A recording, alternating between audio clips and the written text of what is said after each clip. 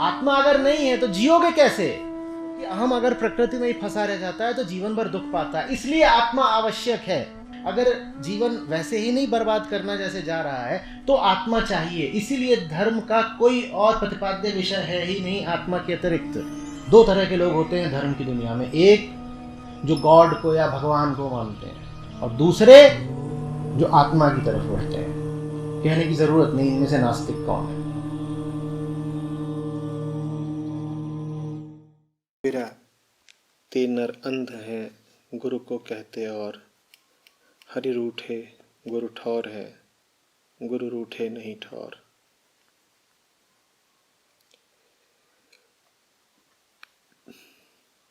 आचार्य जी, गुरु का रूठना क्या है? बाबा बुल्ले शाह भी कहते हैं, मैं रूठा यार मना मांगी। कृपया स्पष्ट करें। गुरु कभी नहीं रूठता। गुरु कौन? जो सिखाए, जो पढ़ाए, जो सच से परिचय कराए। गुरु जब रूठता भी प्रतीत हो तो भी वो सच से ही तुम्हारा परिचय करा रहा है।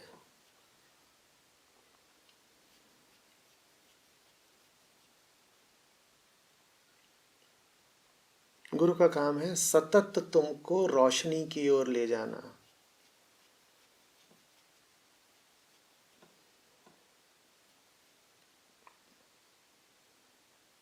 और रोशनी की ओर तुम्हें ले जाने के लिए बड़े उपाय करने पड़ते हैं। कभी प्यार से पुचकार के ले जाना पड़ता है,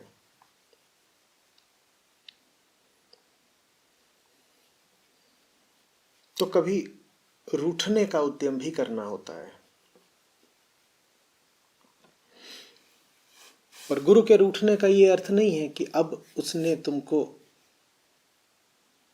रोशनी की दिशा दिखाना बंद कर दिया। ये वो कर ही नहीं सकता। ये बात उसकी हस्ती के बाहर की है। गुरु के होने का अर्थ ही है कि वो तुमको प्रकाश तो दिखाएगा ही दिखाएगा। हाँ, कभी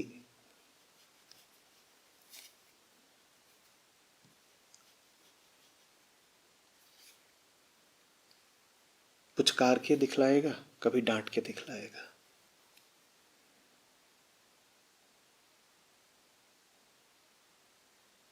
रूठा हुआ गुरु भी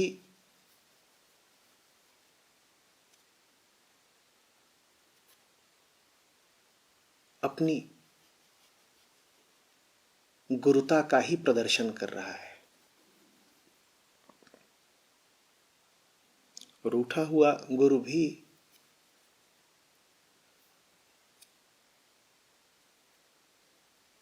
गुरुता के ही अपने उपक्रम को आगे बढ़ा रहा है।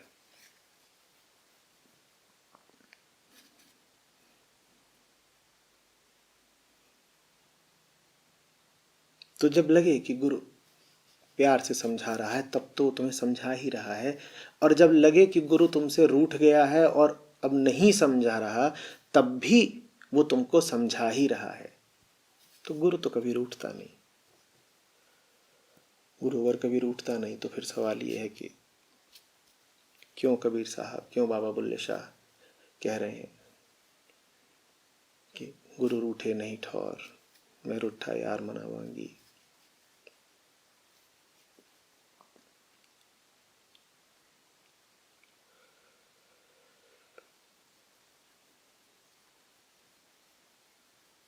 तुम रूठते हो गुरु से।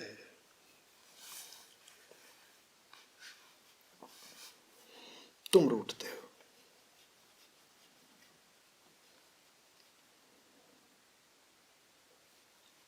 हरि से रूठे हुए रहते हो, इसलिए जीवन में गुरु की जरूरत है। गुरु जीवन में आता है, तुम्हें हरि का रास्ता बताता है, पर हरि से तो तुमको जरा ऐतराज है। तो गुरु जब तुम्हें हरि का रास्ता दिखाता है तो तुम गुरु से भी रूठ जाते हो। वास्तव में अगर तुम हरि से लगातार संपृक्त ही होते तो गुरु की कोई आवश्यकता ही नहीं थी। गुरु की तो आवश्यकता है ही इसीलिए क्योंकि हरि से जरा तुम्हारी अनबन रहती है। 36 का आंकड़ा है। सच्चाई जिधर को होती है तुम उसके विपरीत ही चलते हो। तो इसलिए गुरु चाहिए। गुरु जीवन में आ भी जाए, तुम्हें प्रकाश दिखाए भी, तो भी तुम्हारे भीतर अंधेरे के लिए बड़ा मोह है। अंधेरे के बड़े भक्त, बड़े मुरीद हो तुम।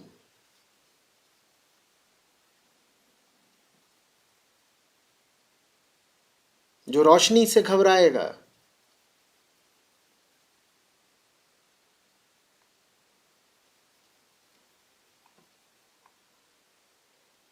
उसे रोशनी लाने वाला भी क्यों भाएगा। तो तुम गुरु से भी रूठ जाते हो। तुम कहते हो सूरज से भाग करके अंधेरे की ओर आए थे और ये लो, ये साहब अंधेरे में भी मशाल लेकर के आ गए।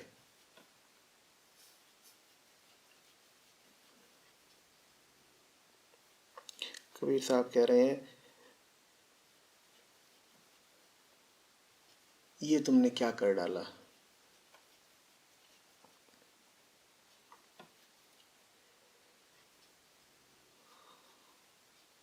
परम सत्य तो अक्रिय होता है।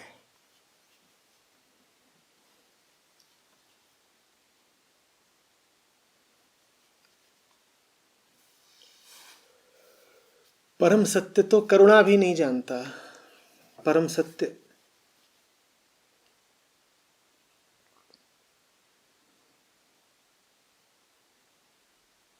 ने तो तुम्हारे लिए बस कर्म फल का सिद्धांत रख छोड़ा है। जैसी करनी वैसी भरनी।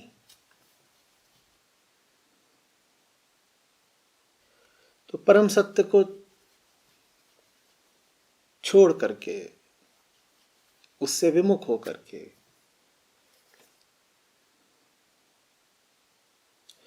तुम अपने द्वारा रची किन्हीं अन्य काल्पनिक अंधेरी दिशाओं को भागते हो, तो परमात्मा तुम्हें रोकने नहीं आता।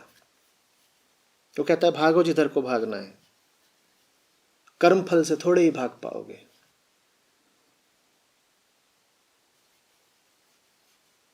जो करना चाहो करो, बस उसका अंजाम भुगतना।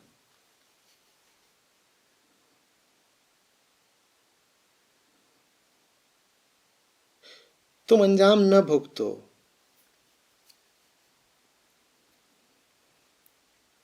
इसलिए गुरु होता है। वो तुम्हारे अंधेरों में भी तुम्हारे पीछे पीछे चला आता है।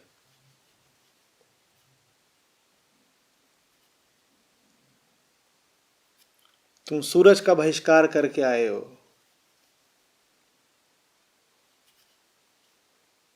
वो तुम में धीरे धीरे दिए के प्रति, लौ के प्रति, मशाल के प्रति प्रेम जागृत करता है, इस उम्मीद में कि एक दिन तुम्हें सूरज भी भाने लगेगा। गुरु तुम्हारी आखिरी उम्मीद है।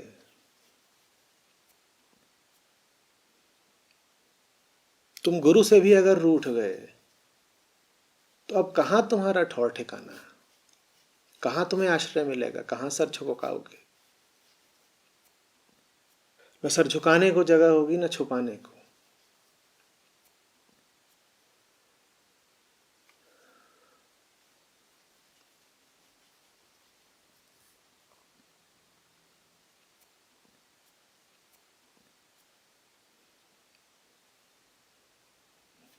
बात बहुत पते की है, बहुत व्यवहारिक है।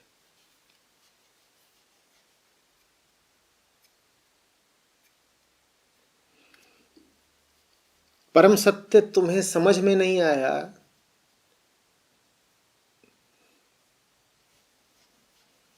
ये बात क्षमा योग्य है, क्योंकि परम सत्य मौन में बोलता है और तुम भाषाओं के कायल हो। परम सत्य निराकार है, तुम साकार हो। परम सत्य गुणातीत है, तुम सगुण हो। परम सत्य असीम है, तुम सीमित हो। परम सत्य का और तुम्हारा कोई साम्य नहीं, परम सत्य और तुम्हारा कोई मेल नहीं, बड़ी दूरी है, बड़ी असमानता है, बड़ा भेद है। तो परम तुम्हें समझ में नहीं आया, ये बात क्षम्य है, माफी मिल जाएगी। बहुत ऊंची बात थी और तुम बहुत छोटे, बहुत नीचे, नहीं तुम्हें समझ में आई, तुम्हें कैसे दोष दिया जाए, चलो माफी। लेकिन गुरु तो तुम्हारे ही जैसा था ना, तुम साकार तो वो भी साकार। तुम जिस भाषा में बोलते हो वो भी उसी भाषा में समझा रहा था। तुम जिस दुनिया की बातें समझते हो वो उसी दुनिया से आ रहा था।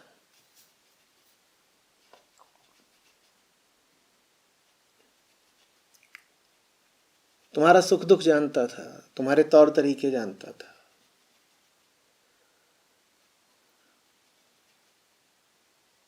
और करुणा थी उसमें।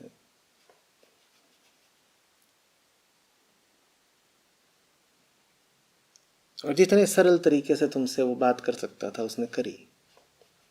अब तुम्हारे पास क्या बहाना बचा? अब कैसे कहोगे कि तुम्हें बात समझ में नहीं आई? परमात्मा ने मौन में समझाया, तुम नहीं समझ पाए, चलो कोई बात नहीं। गुरु ने तो तुम्हारे शब्दों में समझाया, तुम्हारे तरीके से समझाया, तुम्हारा हाथ पकड़ के समझाया, अभी भी तुम नहीं समझे।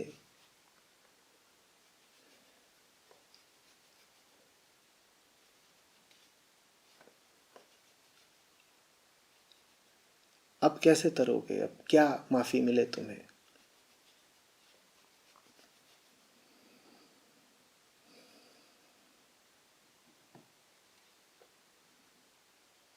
तुमने इतना ही नहीं किया कि तुम नहीं समझे, तुम तो रूठ ही गए। और तुम इसी बात पर रूठ गए कि तुमने हमें समझाया क्यों। तुम रूठ जाओ, गुरु नहीं रूठेगा। वो भी अव्वल दर्जे का जिद्दी है, कोई ना कोई विधि निकालेगा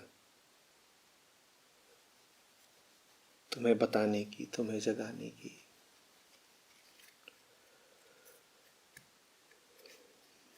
वो भी बेचारा है, उसके पास भी कोई और विकल्प नहीं।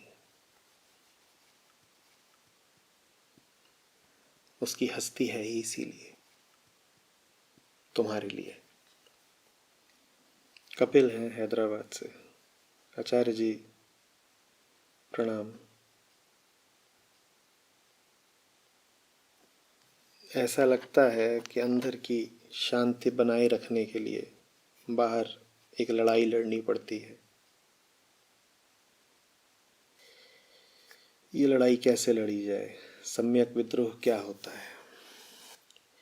लड़ाई तो अपने आप लड़ जाएगी, तुम्हें बहुत करना नहीं है कपिल। करने की अपेक्षा देखने पर ध्यान दो। देखो कि बाहर लड़ाई क्यों लड़नी पड़ती है। सबसे थोड़ी तुम्हें लड़ाई लड़नी पड़ती है। बाहर लड़ाई उन्हीं से तो लड़ते हो ना जिनके साथ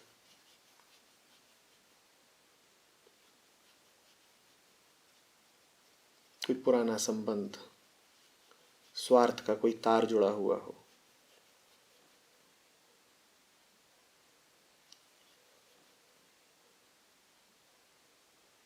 तो तुम्हारा ये कहना कि बाहर लड़ाई लड़नी पड़ती है पूरे तरीके से ठीक नहीं।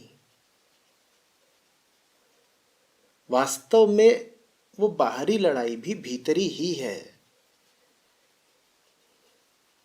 नहीं तो सही काम करने के लिए तुम्हें बाहर से किसी प्रतिरोध का सामना क्यों करना पड़ता?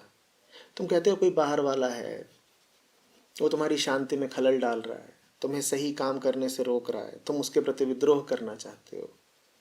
बाहर वाला तुम्हें कैसे रोक लेगा सही काम करने से? अगर तुम्हारे भीतर डर नहीं होगा, अगर तुम्हारे भीतर श्रद्धा नहीं होगी। जरूर बाहर वाले के पास कोई उपकरण है, कोई जरिया है तुम्हें रोकने का।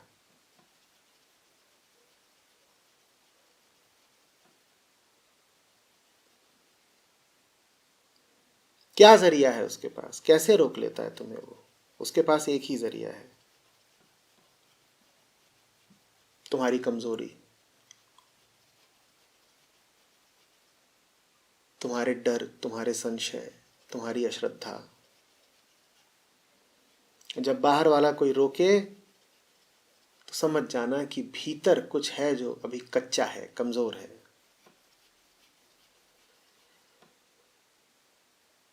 भीतर की लड़ाई लड़ लो, बाहर की लड़ाइयां अपने आप लड़ जाएंगी। बाहर की लड़ाइयां फिर बड़ी अर्थहीन लगेंगी। भीतर हार गए तो बाहर हार पक्की है, भीतर जीत गए तो बाहर की लड़ाई पता भी नहीं चलेगी।